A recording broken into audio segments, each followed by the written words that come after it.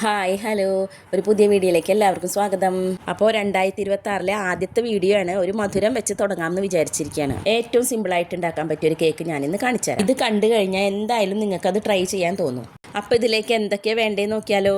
ആദ്യമായിട്ട് ഞാനിവിടെ കുറച്ച് ബിസ്ക്കറ്റുകൾ എടുത്തിട്ടുണ്ട്. ഏത് ബിസ്ക്കറ്റ് വേണമെങ്കിലും എടുക്കാം. ഞാനിവിടെ പാർലിജിയും ആരോ റൂട്ടും ക്രീം ബിസ്ക്കറ്റുകളും ഒക്കെ എടുത്തിട്ടുണ്ട്. ഇതെല്ലാം പൊട്ടിച്ച് കഷ്ണങ്ങളാക്കി നമുക്ക് മിക്സിയുടെ ജാറിലേക്ക് ഇട്ട് കൊടുക്കാം. ഞാനിത് 2 ട്രിപ്പായിട്ടാണ് അടിച്ചെടുക്കുന്നത്. ഒട്ടും കട്ടകളില്ലാണ്ട് ഈ ബിസ്ക്കറ്റൊക്കെ നന്നായി പൊടിച്ചെടുക്കാം. കണ്ടോ, നല്ല ഫൈനായിട്ട് പൊടിഞ്ഞ് കിട്ടിയിട്ടുണ്ട്. ഇതുപോലെ വേണം പൊടിച്ചെടുക്കാൻ. എല്ലാ ബിസ്ക്കറ്റും ഇതുപോലെ പൊടിച്ചെടുത്തതിന് ശേഷം നമുക്ക് പാൽ ഒഴിച്ചിട്ട് വീണ്ടും ഒന്ന് അടിച്ചെടുക്കണം. ആദ്യം ഞാനിവിടെ 1 കപ്പ് പാല് ചേർത്ത് മിക്സ് ചെയ്തെടുത്തിട്ടുണ്ട്. പിന്നെ 1/2 കപ്പ് പാലും കൂടി ചേർത്ത് നന്നായി മിക്സ് ചെയ്തെടുത്തു. അപ്പോൾ ദേ ഈ ഒരു കൺസിസ്റ്റൻസിയിൽ നമുക്കിത് കിട്ടിയിട്ടുണ്ട്. ഒരുപാട് കട്ടിയാവാനും പാടില്ല, എന്നാൽ വെള്ളമാവാനും പാടില്ല. ഈ ഒരു രൂപത്തിലിരിക്കണം. ഇനി നമുക്ക് ഇതിലേക്ക് 1 ടീസ്പൂൺ സോഡാപ്പൊടിയാണ് ചേർക്കേണ്ടത്. അതിനോടൊപ്പം തന്നെ 1 ടേബിൾ സ്പൂൺ പാലും കൂടി ചേർക്കണം. ഇതിപ്പോൾ ഇനി നമുക്ക് നന്നായി കലക്കണം. ബീറ്റർ ഉണ്ടെങ്കിൽ അത് വെച്ച് നന്നായി ബീറ്റ് ചെയ്താലും മതി, അല്ലെങ്കിൽ നന്നായി ഇതുപോലെ മിക്സ് ചെയ്തെടുക്കുക.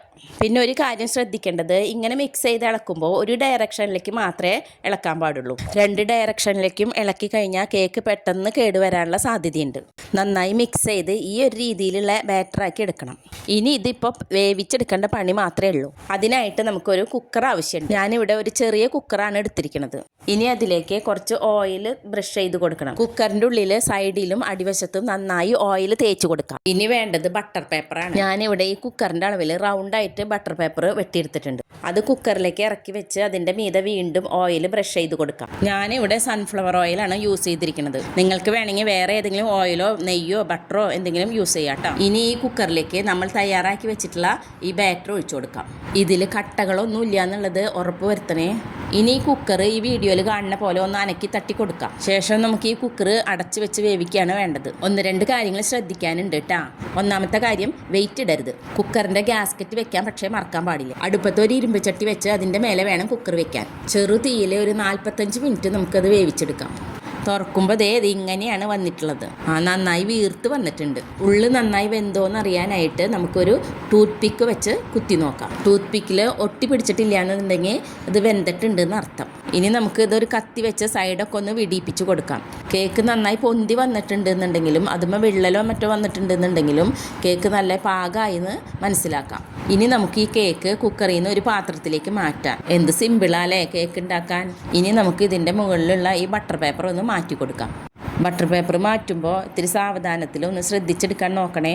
കണ്ട, ഒരു അശ്രദ്ധ വന്നപ്പോൾ ആ സൈഡിൽ കുറച്ചൊന്ന് പൊട്ടിപ്പോയി. ഇനി നമുക്കിതൊന്ന് മറച്ചിട്ട് കൊടുക്കാം. നമ്മുടെ കേക്ക് ഇപ്പോൾ ഇവിടെ റെഡി ആയിട്ടുണ്ട്. നല്ല സ്മൂത്തായും സോഫ്റ്റായും കിട്ടിയിട്ടുണ്ട്. തൊട്ട് നോക്കുമ്പോൾ തന്നെ അറിയാം നല്ല സ്മൂത്തായിട്ടിരിക്കുന്നുണ്ട്. കഴിക്കുമ്പോഴും അതുപോലെ തന്നെയാണ്. ഇത് വേണമെങ്കിൽ ഇങ്ങനെ തന്നെ മുറിച്ച് കഴിക്കാം. പക്ഷേ ഞാനിവിടെ ഇതിൻ്റെ മുകളിൽ കുറച്ച് ചോക്ലേറ്റ് ഒക്കെ ഒഴിക്കുന്നുണ്ട്. അതിനുവേണ്ടി ഞാനിവിടെ കുറച്ച് ഡയറി മിൽക്കിൻ്റെ ചോക്ലേറ്റാണ് എടുത്തിരിക്കുന്നത്. ഇത് ഡബിൾ ബോയിൽ ഇത് ഉരുക്കി എടുക്കുകയാണ് ചെയ്തിരിക്കുന്നത്. 2-3 ചോക്ലേറ്റ് ഉരുക്കിയെടുത്ത് അതേ ഇത്രയും കിട്ടും. ഇനി നമുക്ക് ഇത് കേക്കിൻ്റെ മുകളിലേക്ക് ഇങ്ങനെ ഒഴിച്ചു കൊടുക്കാം. എല്ലായിടത്തേക്കും ആവണ പോലെ നന്നായി സ്പ്രെഡ് ചെയ്ത് കൊടുക്കാം. എത്ര അടിപൊളിയായിട്ടൊക്കെ ഇട്ടിരിക്കണമെന്ന് നോക്കിയേ. ഓവണും ബീറ്ററും ഒന്നും ഇല്ലാണ്ട് വീട്ടിലുള്ള സാധനങ്ങൾ വെച്ചിട്ട് നമുക്ക് ഇത്ര നല്ല കേക്ക് ഉണ്ടാക്കാൻ പറ്റിയില്ലേ. അതും വളരെ കുറച്ച് സാധനങ്ങൾ വെച്ചിട്ട്. ഇതിൽ മൈദയോ മുട്ടയോ പഞ്ചസാരയോ ഒന്നും നമ്മൾ ചേർത്തിട്ടില്ല. ഇനി നമുക്ക് ഇതിൽ കുറച്ച് അലങ്കാരപ്പണികൾ ചെയ്യാം കേട്ടോ. അതിനു വേണ്ടി ഒരു ഡയറി മിൽക്ക് എടുത്ത് ഗ്രേറ്റ് ചെയ്യും. എന്നിട്ട് അത് ഇതിൻ്റെ മുകളിലേക്ക് ഒന്ന് വെതറി കൊടുത്തു. ഇപ്പോൾ ഇതൊരു തനി ചോക്ലേറ്റ് കേക്ക് ആയിട്ടുണ്ട്. കാണാൻ തന്നെ ഇത്ര അടിപൊളിയാണ്. അപ്പോൾ പിന്നെ ടേസ്റ്റിൻ്റെ കാര്യം പറയാൻ വേണ്ടല്ലോ. എല്ലാവരും ഇതൊരു പ്രാവശ്യമെങ്കിലും ഒന്ന് ട്രൈ ചെയ്ത് നോക്കണം കേട്ടോ. അത്രയും അടിപൊളി ടേസ്റ്റാണ്.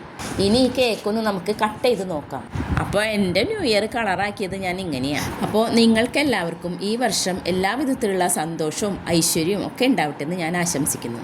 അപ്പോൾ നമ്മുടെ കേക്കിൻ്റെ കാര്യം മറക്കണ്ട. എല്ലാവരും ഒന്ന് ട്രൈ ചെയ്ത അഭിപ്രായം പറയണേ. നല്ല അടിപൊളി ടേസ്റ്റ് തന്നെയാട്ടോ. ലൈക്ക് ചെയ്യാനും ഷെയർ ചെയ്യാനും മറക്കല്ലേ കേട്ടോ. അപ്പോൾ ഇനി അടുത്ത വീഡിയോയിൽ കാണാം. ബൈ.